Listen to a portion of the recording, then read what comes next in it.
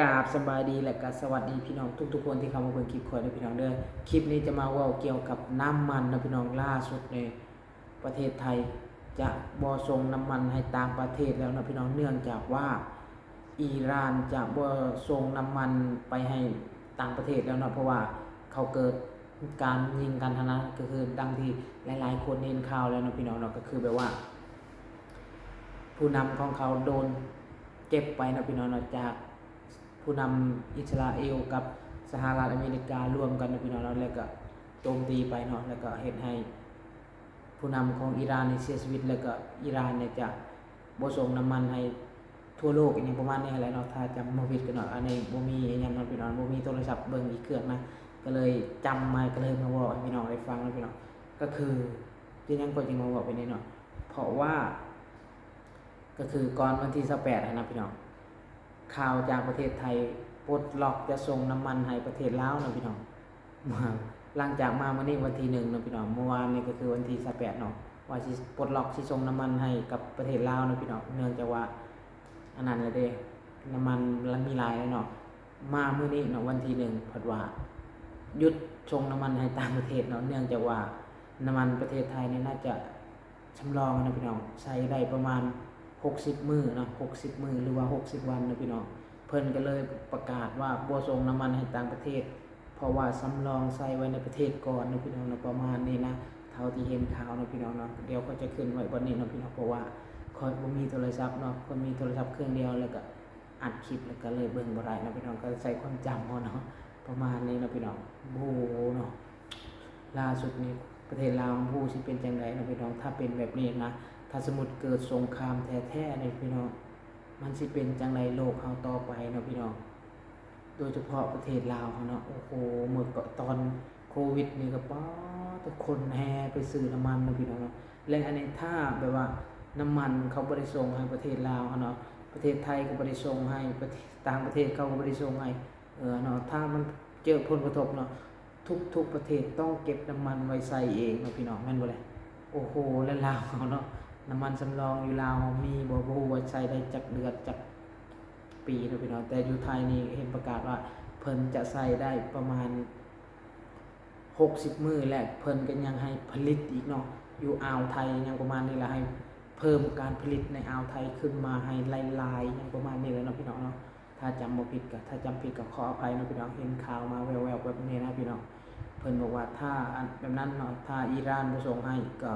เร่งผลิตเองเลยเนาะพี่น้องเนาะโอ้โหเนาะยังดีในประเทศไทยถือว่ามีบ่อน้ำมันบ่อขุดน้ำมันเนาะพี่น้องเนาะแต่ว่าอยู่ลาวเฮานี่ติบัดนี้เนาะประเทศไทยเพิ่นก็งดส่งเลยเด้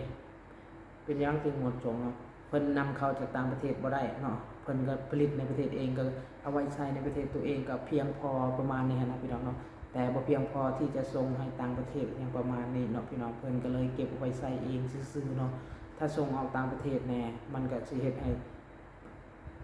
ห้น้อยลงเนาะพี่น้องอยู่ในประเทศเพิ่นก็เลยกักตุนไว้อยู่ในประเทศตัวเองใส่ในประเทศตัวเองก็เพียงพอและบ่ส่งให้ต่างประเทศตัวนี้โอ้โหโดยเฉพาะกับประเทศลาวเนาะเฮาจะเห็นทุกเทื่อเลยอยู่ประเทศลาวเนาะพี่น้องเพิ่นจะส่งน้ำมันไปขายอยู่ประเทศลาวเห็นเลยเนาะเป็นแถวไปตอนสมัยยังน้อยนี่จะเห็นว่าโอ้รถบ่ค้ำแต่จริงๆแล้วมันบ่แม่นเนาะก็คือเพิ่นไปเป็นแถวแบบว่าติดธงชาติลาวแล้วก็ธงชาติไทยเนาะไปนำกันแล้วก็เห็นแล้วก็เพิ่นไปเป็นแถวเลยนะพี่น้องเห็นสมัยตอนยังน้อยดีใจแหละก็ย้านเนาะแล้วก็มีความคิดตอนสมัยยังน้อยนะพี่น้องเนาะอย่าเข้าไปใกล้เดินรถแบบนี้เพราะว่าเขาสิเหยียบให้อันนั้นเลยนะพี่น้องประมาณนี้นะตอนความคิดเด็กๆน้อยก็คือเขาจะเหยียบให้เสียชีวิตไปเลยถ้าเขาได้เหยียบให้ประมาณนี้นะก็คือตอนสมัยยังน้อยความคิดเนาะแล้วก็มีบ่ฮู้ว่าคนเฒ่าคนแก่นี่แหละเนาะเขาเว้าตัวบ่ให้เฮาไปลิ้นใกล้ๆถนนบ่หรือว่าจังได๋นี่เนาะอย่าไปใกล้ๆก็เลยมีจำขึ้นมาเนาะมันก็แต่จริงๆแล้วเนาะเฮาซุมื้อนี้เฮาใหญ่เฮาก็โบกมือทักทายเขาได้เวลาเขาเห็นเนาะเขาก็บีบแกยังทักทายเนาะ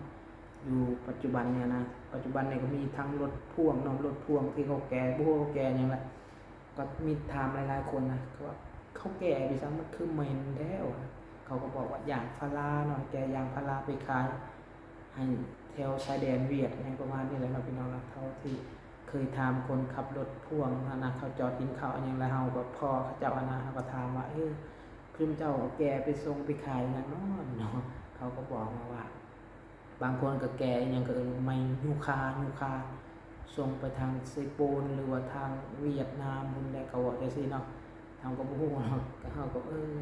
โอ้ส่งมายูคาบ่อยู่ลาวก็มีหลายเด้ว่ะเพิ่นก็บ่ได้บอกหยังเนาะประมาณนี้เนาะพี่น้องเนาะก็คือตอนนี้ก็คือโอ้โหทางน้ำมันขาดตลาดไปนี่คนลาวเนาะตอนนั้นตอนโควิดก็คือคนต่อแถวไปซื้อน้ำมันกักตุนไว้โอ้โหถือว่าหลายแห่งเนาะพี่น้องเนาะล่าสุดยังบ่เห็นข่าวจากประเทศลาวนะว่าขาดแคลนน้ำมันยังเนาะยังพอมีรายงานจากเถื่อเนาะพี่น้องว่ายังบ่เห็นอยู่ในล่าสุดเนี่ยนะแต่อยู่ประเทศไทยนี่เห็นแล้วเนาะพี่น้องว่าเพิ่นจะบ่ส่งน้ำมันไปให้ต่างประเทศแล้วเนื่องจากว่าเกิดสงครามแล้วเขาจะปิดอีหยังเขาเอิ้นว่าอิหร่านสิปิด2แคบอีหยังสักอย่างนึงนะพี่น้องเนาะก็สิเฮ็ดให้น้ำมันทั่วโลกนี่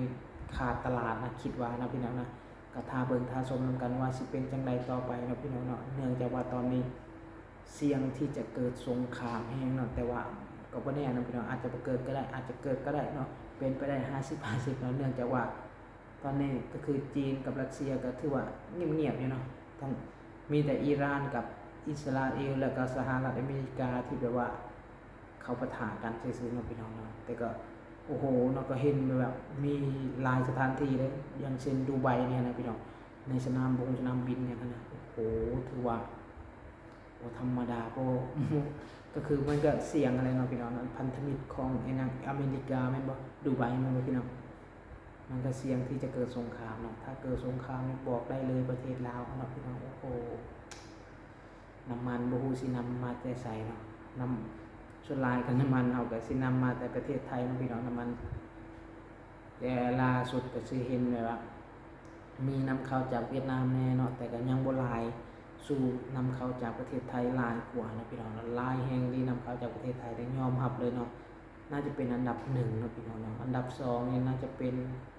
จีนอันดับ3น่าจะเป็นเวียดประมาณนี้นะถ้าจำบ่ผิดนะพี่น้องแต่มันก็บ่ได้มีมันก็หาเบิ่งได้ยากเนาะว่าสินค้ายังแน่ที่แบบว่า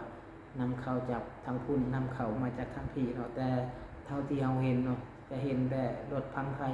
เพิ่นมาส่งให้อยู่ประเทศลาวค่อนข้างจะหลายเนาะพี่น้องหลายกว่าประเทศอื่นๆเท่าที่เฮาเห็นนะรองลงมาก็จะเป็นจีนเนาะแล้วก็เวียดเนาะเท่าที่จะเห็นมานะรถส่งสินค้าผ่านประเทศลาวนะค่อนข้างจะหลายก็คือรถของพี่น้องคนไทยนะพี่น้องนะหลายแห่งนะเขาส่งสินค้าผู้แล้วเขาส่งยังไงล่ะหลายอย่างนะพี่น้องนะน่าจะเป็นอย่างคืออย่างที่เรากันไปอะไรนะพี่น้องมีทั้งไม้ยูคามีทั้งยางพาราเนาะประมาณนี้นะพี่น้องคลิปนี้ก็จบประมาณนี้นะพี่น้องนะอัดคลิปประมาณ